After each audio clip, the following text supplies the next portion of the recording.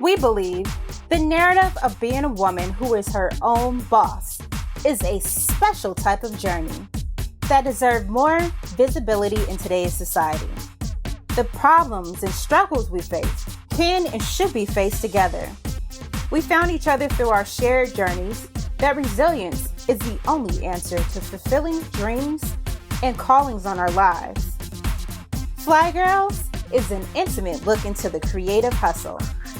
Through the stories of women who are dope, determined, optimistic, passionate, energized, we decided to share the power of creativity to empower the world and ourselves. It's time for you to join us. Find a community dedicated to helping you embrace your dopeness. You deserve the right to dream big, design your success, and trust your passion. Welcome. You are the pilot of your own destiny. You are a fly girl, and you believe in what you dream. Welcome to FlyGirls. I am your pilot, S.LadyBug. Here on this show, we take an intimate look in the creative hustle of beautiful women who are educated, spirited, and independent. And today, my co-pilot is a beautiful Tirzah Love. Hello. Or should I say Chef Tirzah Love? Yes, that's me. So thank you so much for being on the show today. Just to start off, tell us, who are you? Where are you from? Where are you going? Where are you taking us on this journey and this flight that we're taking today? All right. So I'm Chef Tirzah Love, born and raised in Vallejo, California. I am a self-taught chef, and I've been in the business. I've had a catering and personal chef business for the past 6 years. Mm-hmm. I'm also a single mom. What else? Women's empowerer. Okay. So I think I can add that to my resume because I Right. really believe in, promoting women and making sure that they feel strong and, live within their strengths. So what kind of things actually led you to making this decision to utilize your creativity to empower the world? Oh my goodness. So I actually have my degree in fashion, and I've always loved fashion and things like that. Mm-hmm. So being a chef is for me like styling a plate. And sure, it's delicious and colorful, but it also tastes amazing. My journey into the culinary world was not super straightforward. I've always just loved cooking ever since I was little. My grandma taught me. And then I just started a blog. And it was actually a dark time in my life, and I started it as like a healing thing for myself. Mm-hmm. And people started to recognize and ask me, hey, can you cater this? Or hey, can you come to my house and cook? And when that continued to happen, I just started to believe in myself, like, oh, I have a real talent here. Right. And took a leap of faith, quit my long-time corporate job, and Tell 6 us about years that later, I'm process, here. because that's normally a hard jump for most people to take. Oh man, that was, I won't say I was scared. I felt very empowered to do it, but Mm-hmm. there were all of these things in the back of my head, like, how am I going to get medical insurance? Right. How am I going to take care of my children? Right. But never once did I think, what if I fail? Right. I think that I knew that because I was using like a natural talent and I kept getting calls about it and I kept getting opportunities, I knew in my heart of hearts that this was a God nudging me into this direction. Mm-hmm. And so when I took that leap of faith, sure, I had all these other concerns, but I knew I was either going to fly or be caught. Right. Well, let's take a little minute and talk about some of those concerns, because, Mm-hmm.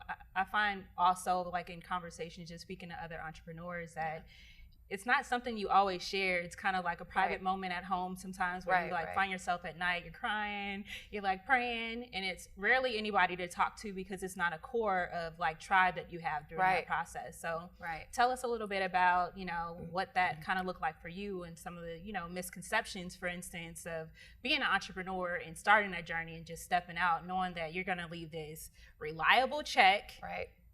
knowing that you have all of these bills that they don't care that you're not a reliable chef for. Exactly. You know? So, you know, just kind of tell us a little bit about what that journey looked like for you. So, of course, money was a major concern, but I had been personal chefing on the side for some select players of the Sacramento Kings, and I was making really great money doing it while simultaneously working my 9-to-5 job. Right. Now, what kind of made the final decision for me was I got a review, and my boss, I was used to getting these 5-star reviews, winning awards, getting bonuses and raises. Well, I got this review, and she was like, you know, you're just not doing as well as you were, and I'm going to give you a 3.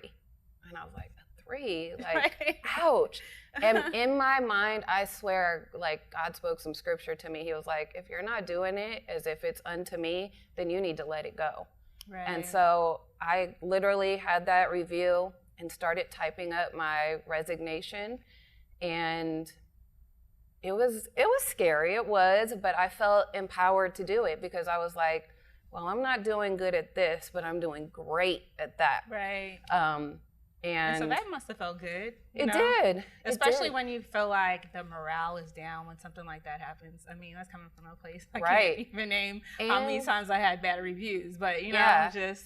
But the fact that I was going to get to use my creativity, that was more exciting than the fear of not having money. Right. And that was a real fear. Like, you know, I have all these clients now, but what happens when I don't? And that's actually something that I've faced, you know, over the past few years.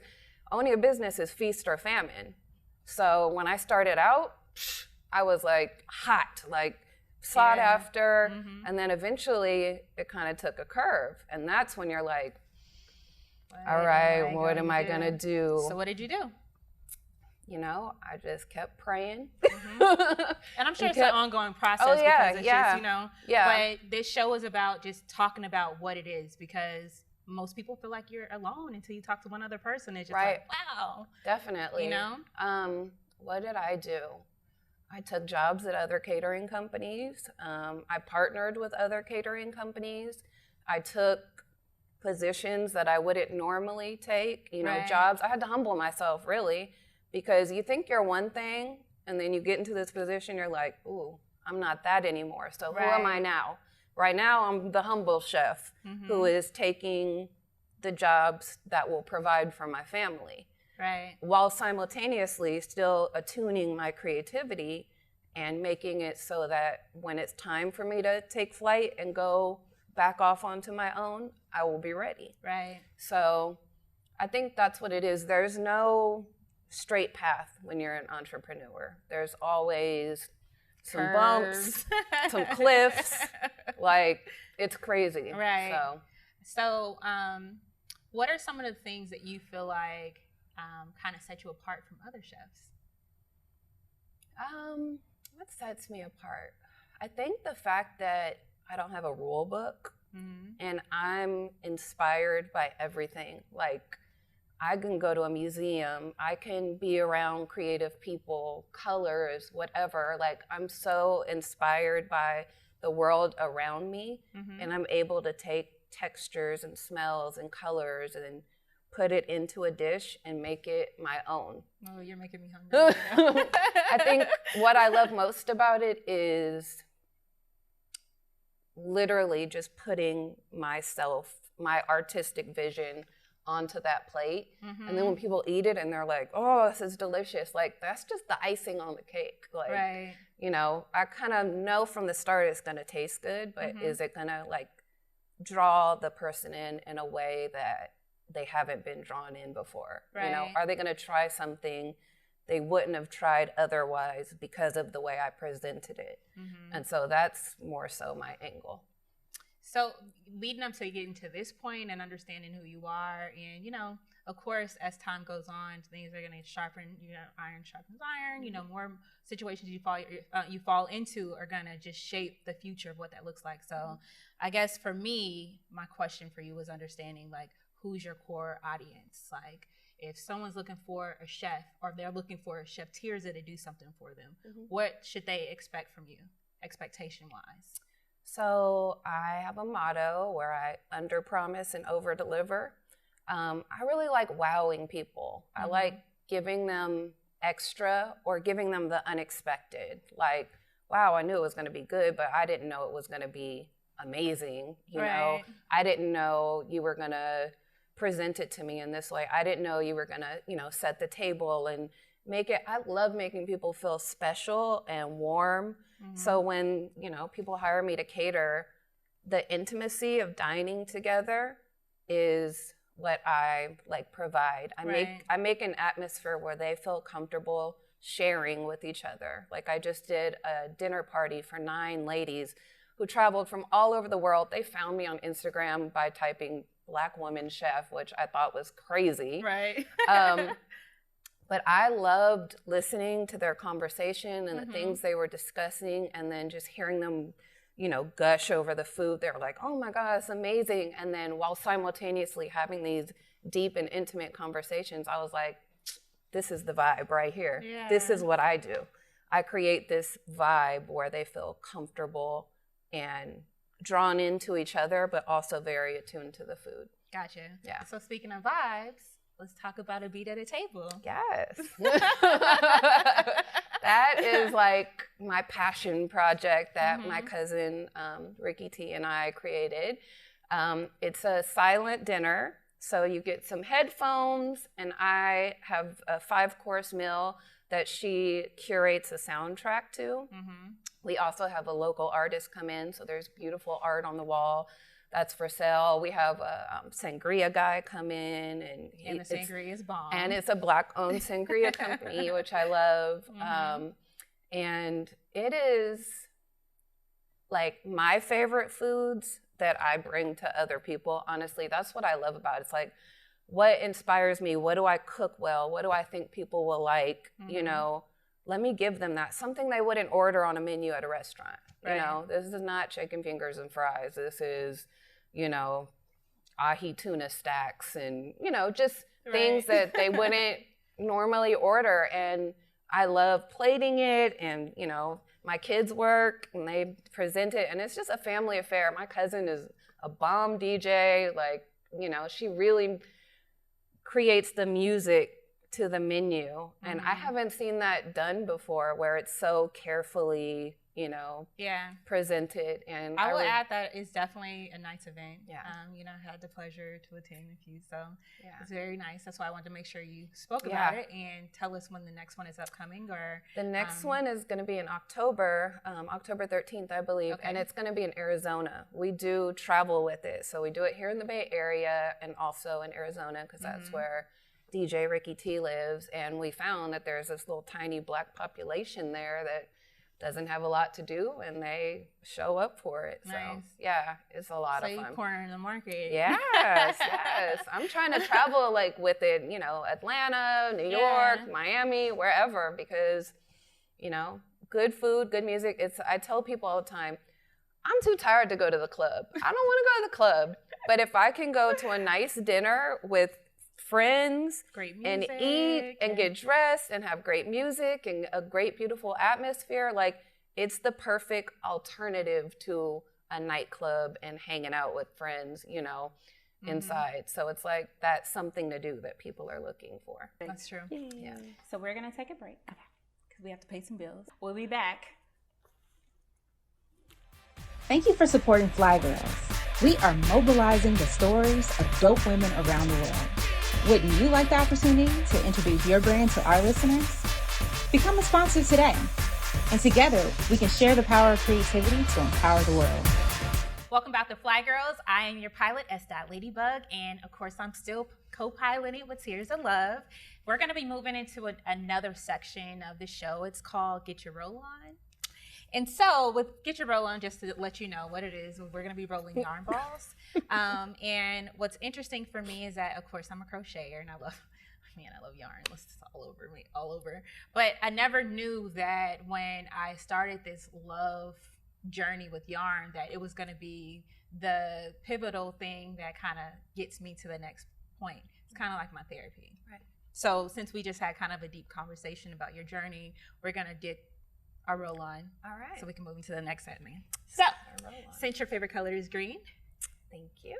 yarn for you, yarn for me. And this is Rocky.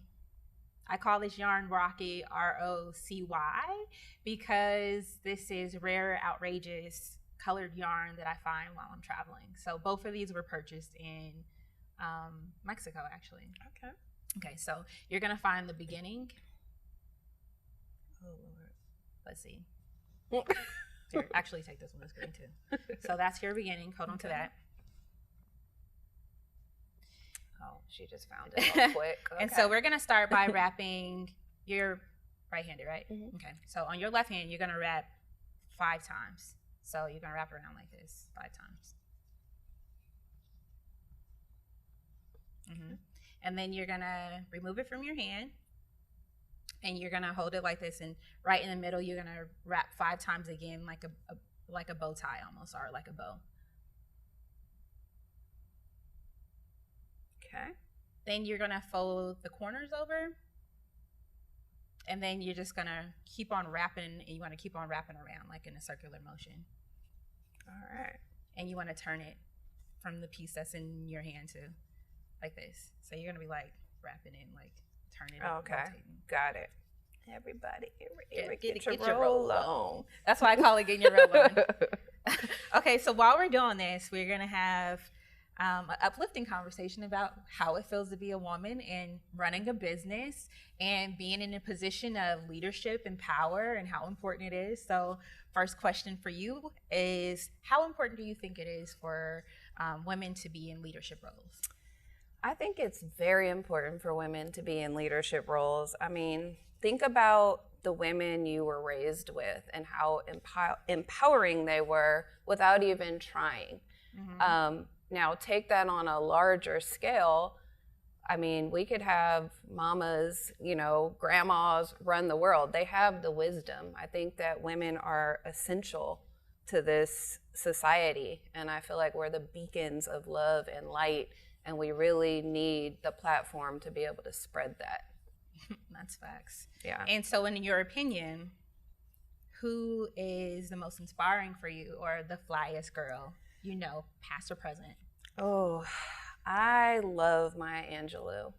Like, I fantasize that she's my grandma all the time because she's so wise and beautiful, and at the same time she was sexy, mm-hmm. and she was so self-aware, and she loved our people, and she had all these doctorates, mm-hmm. She was an amazing writer. Like, she is my fly girl till the end. Like, and she was also a teen mom. Yes. Finished school, spoke like 11 languages, yeah. or something like that. She was so inspiring. Like, I think her and Nina Simone. And I like Nina Simone after watching her biopic or, her documentary. Mm-hmm. She had mental illness, and the power to operate at a high level while you're experiencing depression or some form of mental illness, like, mm-hmm. I feel like that's often not discussed. Like, this woman was going through it and still producing greatness, mm-hmm. And so the conversation needs to be had that, like, how do women do that? Right. Because everybody is sad, everybody goes through some form of struggle, but Black women, mm-hmm. we got this thing where we just keep going. That's true. Those are my inspirational women. So speaking of being Black and being a woman and keeping going, speaking of this level of being resilient, what are some of the things that you do? Give me like 3 examples of things that you just, activities, like whether it's meditation, whatever it may be, mm-hmm. that help you get from this somber moment back to this level of like, mm-hmm. this is where I need to be to get through my day, be the best mom I can be, Yeah. Waking up early and reflecting on, this is how I want my day to go. Mm-hmm. These are the things I'm going to focus on, and I meditate and pray on it. That's step 1. I don't know how you're doing that so quick. Step 2 is the gym. I have to get in the gym. Like, it fills me with the endorphins that I need to, like, be that happy person. Mm-hmm. And then girlfriends, like I gotta talk to my girls and just be like, hey, you know, what's going on with you? I gotta check in on them, or I gotta tell them, look, this is what's going on with me. I need some prayer, or I need some advice. I think those are the 3 major things that help me get through my times when I'm going through it. Cool. Yeah. What about you? Rolling yarn. Very fast. Rolling yarn, crocheting, traveling is huge for me, which is what kind of like really even launched the idea of starting this show, because you know, yarn movement is all about being in movement and moving forward and progressing forward. Yeah. And you know, I look at fellow women that I just see doing great things and just moving, and that enhance, you know, like has solidified this concept of FlyGirls. Yeah. You know? So speaking of being fly, Yes. let's talk about beauty regimens, because we are loving this natural hair. This is a twist out. You see me bouncing and behaving. And it looks good. What are your go-to products? So I love Diva Curl, but when I'm on a budget, I use Shea Moisture. Someone was just asking me that. I'm like, I use Diva Curl when I wear like just my natural curls, but when I do a twist out like this, I use the Shea Moisture line. I used to be a hair straightener, like to my core. I would always straighten my hair, but when I turned 30, I did the big chop, and I've been natural ever since, and I love it. Like, even now when I straighten my hair, I'm just like, no, that's not it. Like, give me my big curls and let me just do my thing. Yeah. I love it. I love my natural hair, and people are always like, how did you do that? And I'm like, oh, it grew out of my head this way. Isn't that cool? That's facts. Also, I love getting braids. Oh, I ruined it. I like getting braids too. So interesting. We're going to take a pause here, because interesting thing about rolling yarn, right, is that, you know, one side of it is just like you are allowing your body to kind of like just put everything into this ball that you can just like toss around through, right? But the other part of it is just shows how sometimes, like, I mean, people who look at me rolling yarn balls, they're like, oh my God, this is so fast. It's so neat. It's so this. But the thing about it is that it's your own journey. Right. It's a direct reflection of whatever you're going through. You can do fast, slow. It can be messy. It could be neat. It can be really tight. It can be loose. It can be all these different things. But it's like really directly reflecting how you feel at that moment. I like it. You know? So that, I felt like I needed to take that pause to say that. Well, I'm glad I paused, and like in life, I had to start over at a certain point, and I'm just going to keep rolling with it. And it was really easy too, because all you had to do was like just take it out, you know? Yeah. So back to this beauty regimen, because I know as a chef, you know, there's going to be times as a chef and mother, you know, like superpower woman that you are, there's going to be moments where you have to do your Superman moment or Superwoman moment to get changed quickly. So what are your top little 5, you know, beauty items that you have to do to pull your look together? Ooh, I got to draw my eyebrows on. I'm not leaving the house without those. What else? You know, I've grown very comfortable not wearing makeup, honestly, but little eyebrows, a little mascara, a little blush is probably my go-to. And then as far as my hair, I kind of wake up like this. Like, I literally just kind of go like this in the morning. And however it is, that's the best part about having natural hair. Yeah, that's true. Is you don't have to fix it. It just is what it is. And I love that. So it makes life easier. I stay in some workout clothes if I'm not in my chef's coat. Yeah. So a good pair of stretch pants and a half top is probably my go-to. Gotcha. Yeah.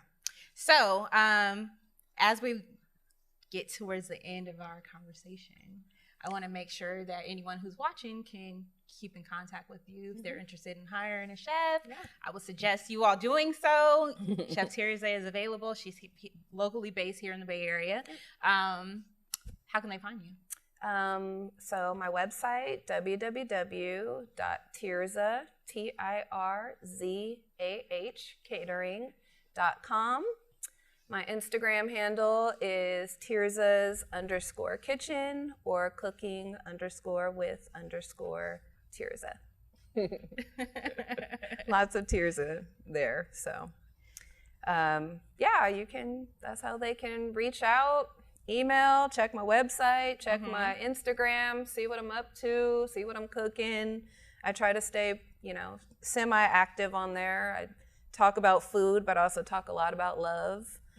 Because I'm Tirzah Love, and I really feel like, it's my soul mission to just be the love. Right. So that's something I talk about a lot on my social media outlets. Cool.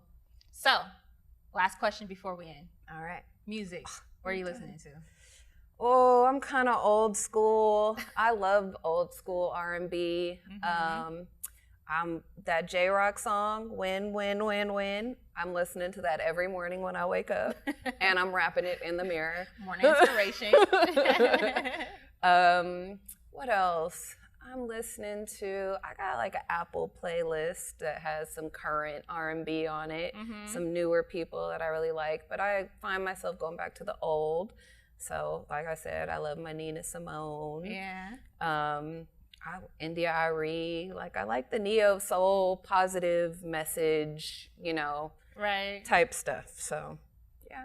So, and last question, Fly Girl. Yes. At your most optimal moment in your day, where you're feeling like the most super you can feel, what word would you use to describe yourself at that moment? Love. Honestly, when I'm operating in love, I'm my complete self. I'm my happiest self. That's what motivates me, inspires me, drives me. That's my go-to word. Nice. Yeah. We'll be back. Thank you for supporting FlyGirls. We promote sustainable fashion designers and artisans around the globe. Would you like to increase your awareness and expand your reach? Addiction can help. Sign up for the supplier directory today. Embrace your dopeness. So we're back here with S.LadyBug. I'm your pilot of FlyGirls, and I'm co-piloting here with Chef Tirzah. And we are going to talk a little bit about her background in fashion, because we are looking at this wonderful jacket you're wearing. Hey. So tell us about it. Okay, so I actually have my degree in fashion design and marketing, and it's really my first love. I still love putting outfits together, getting dressed, looking cute. But this one, I wanted to make a women's chef coat that wasn't traditional, double-breasted, high collar. I wanted something that was more trendy and fun. So I reached out to this company that makes coats, and I sent them a drawing of what I wanted. I basically was like, I want a chef's coat, but I want it to look like a moto jacket. Yeah. And I want my logo on it, and I want it to be fitted and, just super functional. And I sent it over, and this is what they sent me. And I'm so much in love with it. And I really want to continue to design different versions of it because everybody doesn't want the same coat. And I'm all for a uniform, but I just believe that just like in the NBA, uniforms could be updated, right? And so why can't I make the updates, So yeah, And it's super fancy. Thank you. Yeah, I love it because, you see men in denim coats and it's not really considered all that feminine, but I made it in a way that, it fits me, and I think I can do that for other women too, because we like looking cute in the kitchen. Yeah. Women always like to look cute. Yeah, period. Right. That's just what we do. So why not have a updated chef uniform? That's true. Then I can fuse both of my passions. Well, my first passion is design, and I actually made a piece for you. Ooh. And I want to take this time to present it to you. Oh my God, I'm excited. I feel so official pulling this out of here, actually. Yay. All right. Ooh, and it's my favorite color. Look at this, y'all. Is this a skirt? It is a skirt. Yes. Do you see this? Oh my God. I cannot wait to wear this. This is so cute. I just complimented her on her pants. I was like, those are super fly. I would totally wear those. This is that next is totally your level style. cute. This is so my style. Yes. Oh my God. I cannot wait to wear this. Thank you. Yeah, it's not a problem. So cute. Look at this. Y'all don't know me like that, but this is all me right here. I'm going to find a shirt like this. Oh my God. So yes, that's your piece I made Thank for you. you. Just as, you know, thank you for coming. I was thinking about you. I love it so much. Knew that green was your color. Yes. So, you know, when you wear it, make sure you tag Of your course. I'm ready for a photo shoot in Such that, a fly girl. Yes. So cute. You guys, look. Oh my God. I love this. Thank you. Yeah. So there you have it. Two creatives in one space, being able to do what we love and talk about it and chat it up. Look for the next conversation as it relates to Fly Girls, and be sure to follow Chef Tirzah online. Book her if you have an event coming up. She'll love to do it, I know it, and the food is great.